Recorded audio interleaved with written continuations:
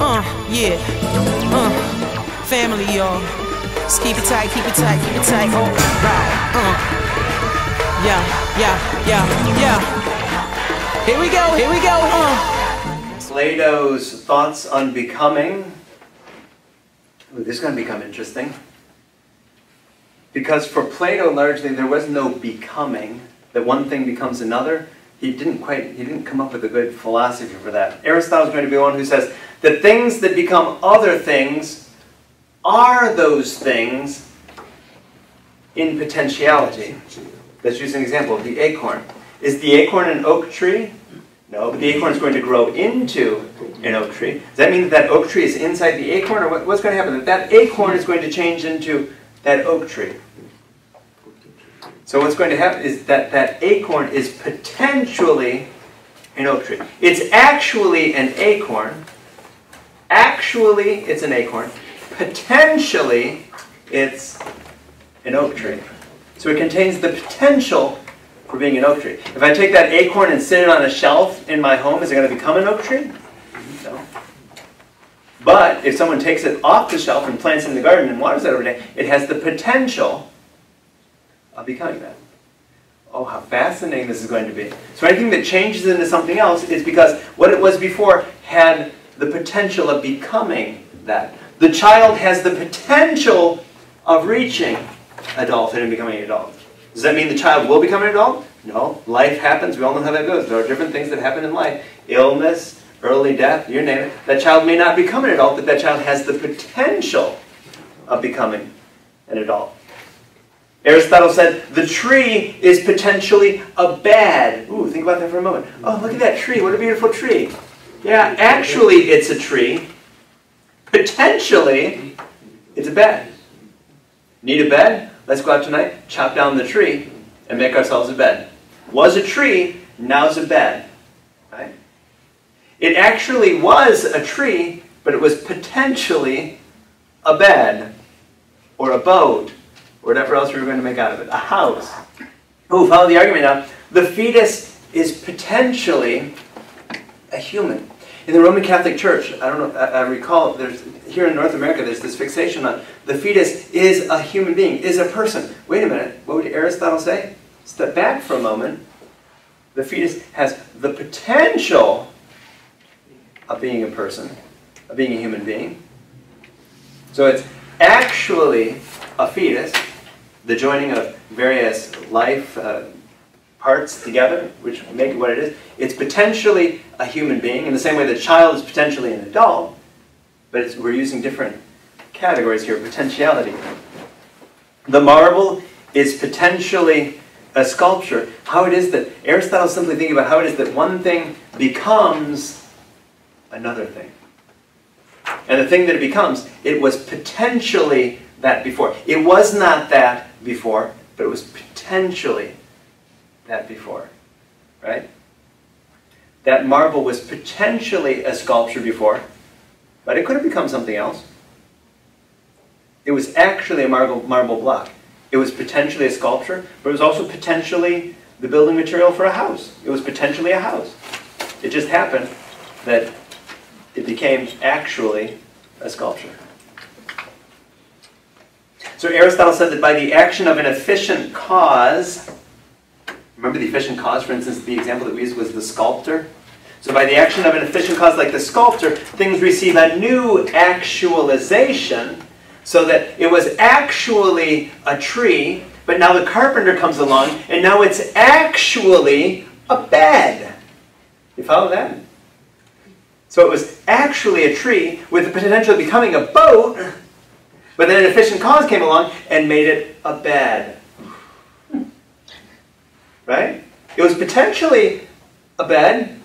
No, it's potentially a boat, but now it's actually a bed. Oh, that's change for Aristotle. The efficient cause, the carpenter comes along and gives it a new actualization. Now it's actually something else. An example, by the action of the sculptor, the marble receives the new form of the statue. In some cases, the change is only accidental. something that we can see. So for instance, the sculpture is now in a different shape. It's an accidental change. It wasn't a change to the substance. It was a change to the accidents of the marble. And in other cases, the substance changes. Aristotle noted this, how it is that the cow eats grass, but that grass doesn't come out of the cow, right? He was watching this cow for enough hours to see how the grass went in, and the grass didn't come out. Something else came out of the cow, and it wasn't grass. So he was noting how it was that the substance changed. Grass went in, grass didn't come out. So how it was that somehow the substance changed, the grass was digested, it took on a new substance inside that cow. 300 years before Jesus. He was pretty astute. And so Aristotle thought that since anything might potentially change into anything else, it seems there's an ultimate substratum with no definite characteristics of its own. A materia prima, he said. This materia prima must be found in all material things because it seems that anything can become anything else. That tree could become a boat. It could become a bed. It could become a house. There's potentially so many things that there must be the substrata that underlies it, which regardless of which direction it goes in, there's this materia prima that's found in all material things and is the basis of all change.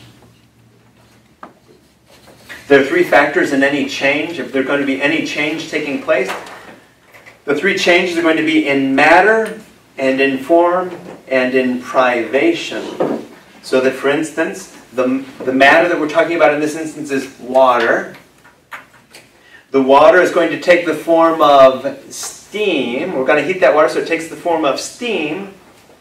But once it gets to a certain point, that water is going to demand to be steam. You follow me? You get to a certain temperature, and that water demands to be steam, and it's deprived of the form of water.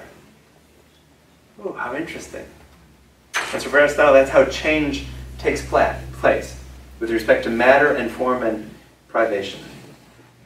Potency and act. Potency is the fancy word they're going to use for potential. That something is actually something or potentially something. So for Aristotle, we're going to talk about potency and act.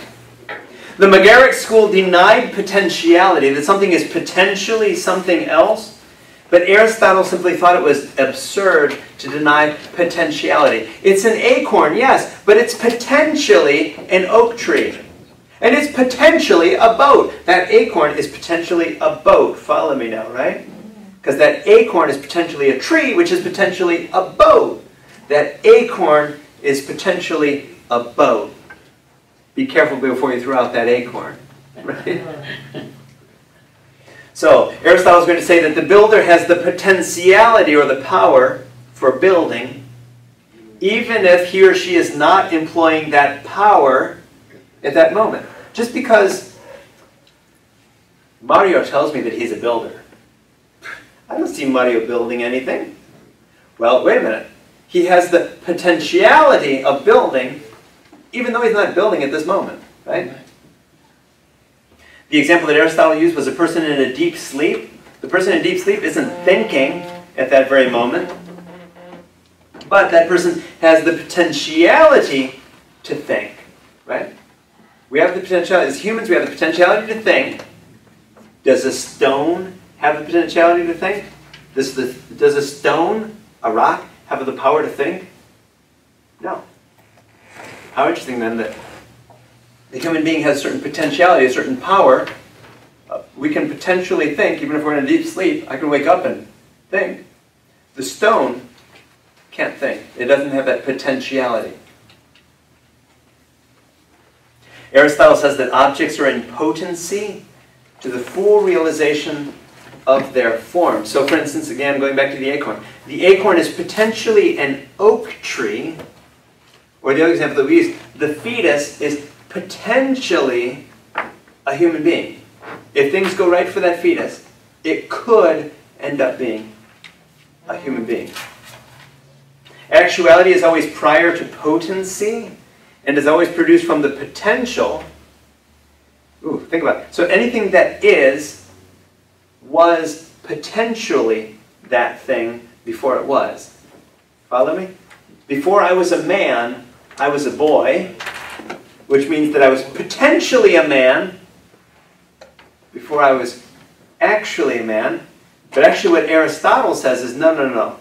You're not potentially a man before you're actually a man. You're actually a man, and that's the final cause that's drawing you from being a boy to being a man. Ooh, do you follow that? So actuality is always prior to potentiality and is always produced from the potential. The adult always comes from the child, and according to Aristotle, is always before the child. You are an adult before the child, insofar as it's the adult that draws that child forward toward that full realization of being an adult. Therefore, the actual is temporally and logically prior to the potential. Examples: although the child is temporarily prior to his or her actualization as an adult, his or her adult is logically prior, since his or her adulthood is for the sake of his or her childhood is for the sake of his or her adulthood. Why are you taking your child to school in the morning? Ultimately, it's about that child graduating at the end of the line. I mean, it's that thing, that end product that's drawing you for the goal, the end. This teleological, Aristotle's all about how it is that the goal draws us toward that goal. Aristotle says that that which is eternal is prior in substance to that which is perishable. So if it's material and can perish, if it's physical and material and can perish, like this table, which will one day no longer exist, that there has to be something immaterial and eternal prior to this table and prior to any other physical thing. That which is eternal and imperishable is actual in the highest sense, so that God is not potential or potentially anything. God actually is. God isn't potentially anything. God actually is. Period. Aristotle said God exists necessarily, and that which necessarily exists must be fully actual. So God must be full and complete actuality with no potentiality. The unmoved first mover as the eternal source of movement of the reduction of potentiality to act. Why do we say that things are good? Aristotle had the concept that eternal things must be good. There can be no defect in something that's eternal. Can something that's eternal be defective in any way? No. So God, if God is eternal, God must be good. God cannot be defective, which is why the eternal must be good. Not only is it one, it's also good. There can be no separate bad principle. Ooh, for those of us who think of the devil, that great 4th to 6th century BC Persian invention of the devil. Ooh, the devil's going to get you. Aristotle was saying, wait a minute, there is no devil. There can't be some other bad principle, since that which is without matter is pure form. The bad does not exist apart from bad things. The good, God, exists.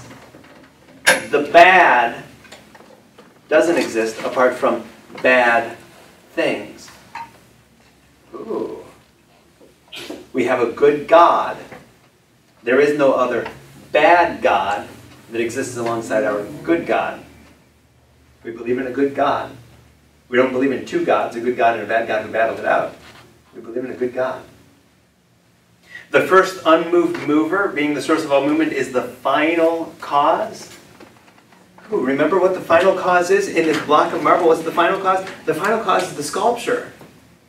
So what is the unmoved mover? Is that the thing at the beginning of time? Actually, it's the thing that's drawing everything toward itself as the final cause. Think about that for a moment. We often think of God as creating the world at the very beginning and setting everything in motion, pushing it and setting it in motion. Aristotle's saying God is the final cause. God is the sculpture, drawing everything toward that end. Drawing the sculpture with his chisel and hammer. And that block of marble, all using that form that he has to that final goal. The final cause. This is deep. God is not at the beginning. God is at the end. God is the final cause. God is the ultimate cause why potentiality, or why goodness, is realized. So now if we're going to start distinguishing potency, potentiality, from act or actuality, then what happens is we come into a hierarchy of existence, a sort of ladder of existence. So that, for instance, we have the unhewn stone, which is potentially a hewn stone, and the hewn stone is potentially a house. Or to use the example you used before, the acorn is potentially a tree, and the tree is potentially a boat, or a bed, or a house. Oh. So there becomes this hierarchy of existence then, from acorn to tree to bed, or boat, or house. Aristotle said, so too in that same way then, the soul has potentiality for higher functions of mind. In the same way that the acorn goes from one thing to another, so the soul goes from one thing to another. The soul is the acorn here.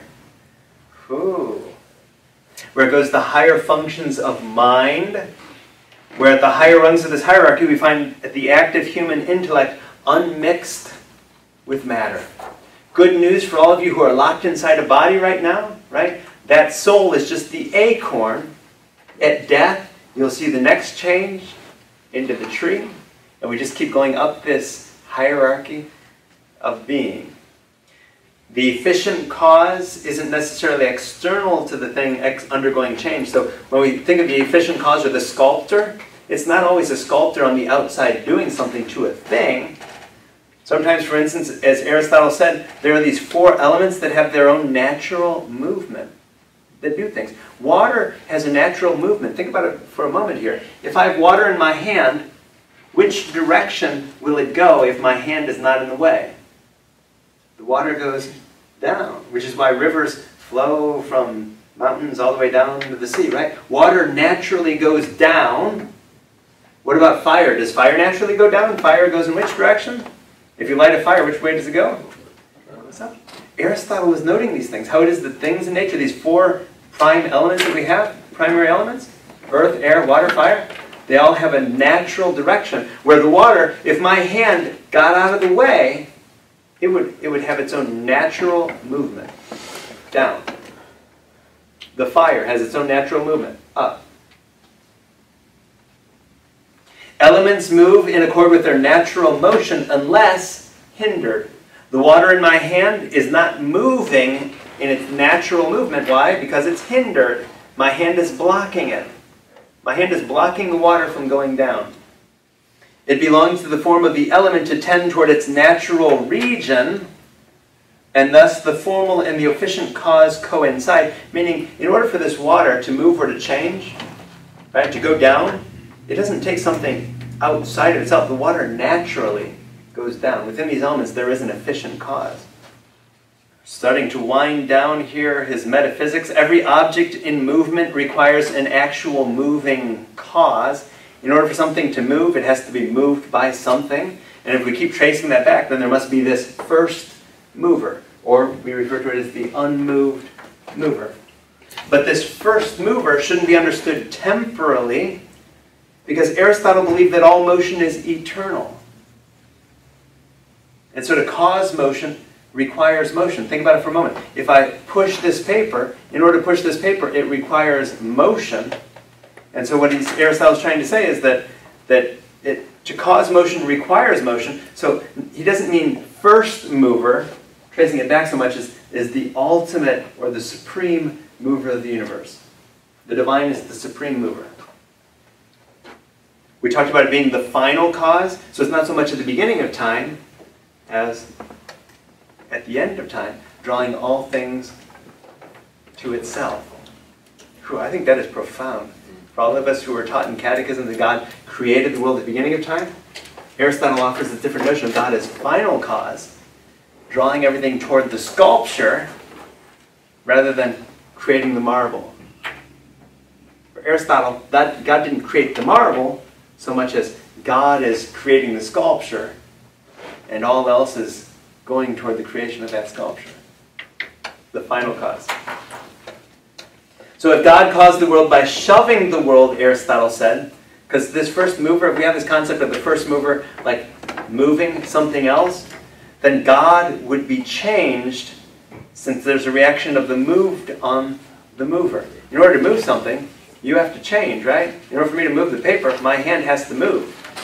So I'm going to move. But Aristotle was saying, wait a minute, if God shoved the world to get it started, then God would have changed. Can God change? Not for Aristotle. God acts as the final cause, as the object of our desire. So we're all oriented toward God. God is immaterial. God is not material, but is metaphysical, is transcendent, and can't perform any bodily action. God's action is spiritual and intellectual. So God's actions are not bodily in any way. It's spiritual. God knows God's self in an eternal act of self-consciousness. Back then we realized that that's what makes humans different from all the other animals. We're self-conscious. We know that we know. We're reflectively self-conscious. God's activity is thought, and knowledge is intellectual participation of the object. So the object of God's thought must be the best possible object. What does God think about all day long, or for all eternity? God thinks about the best possible thing, which is God. This is Aristotle. This is not Jesus or any Christian thinker. This is Aristotle. God is the thought of thought, with a capital T. So God is thought, which thinks what? Which thinks about itself, which is thought. So for Aristotle, Aristotle's conception of God is that God is the thought, capital T, of thought, capital T. When thought thinks itself, that is God. God thinks of God's self, and God is thought that thinks thought. God can't have any object of thought outside of God's self. Ooh, ouch, this one makes us a little nervous as Christians or as Jews. Right? So if God is just thinking God's self and is the thought of thought, then what does God care about Father Jamie and any of those other 7 billion people on the earth? For Aristotle, God was not this personal God who loves us and cares for us. For Aristotle, God was more, he was rational. He was trying to come to this rational idea of what God would be like. And he was thinking that God thinks about the best possible thing, which means that God thinks about God rather than about lesser perfect things, like Father Jamie or any other human being. Yikes. For Aristotle, God has no knowledge of the world. There's no divine providence. God doesn't know the world or have a divine plan for the world. God thinks God. For Aristotle, the first mover is not an object of worship. We don't worship this first mover. It's not a being to whom prayers can be profitably addressed, or a subject with whom humans can speak. You can't speak to the unmoved mover. Well, you can speak to the unmoved mover, but the unmoved mover is unmoved. You follow me? So you can pray day and night to the unmoved mover, but I tell you what, in order for the unmoved mover to be the unmoved mover needs to be unmoved by your prayers and your concerns. That's the unmoved mover. That's Aristotle's conception of the divine. As Christians, we have a different conception of the divine, which would be fascinating because later the Neoplatonists then are going to try to take the best of Plato and the best of Aristotle and bring them all together. We're not there yet, though. The Aristotelian God is efficient cause only by being the final cause. So God is the sculptor only insofar as God is really the sculpture that's drawing all the world toward that final cause, which is the sculpture.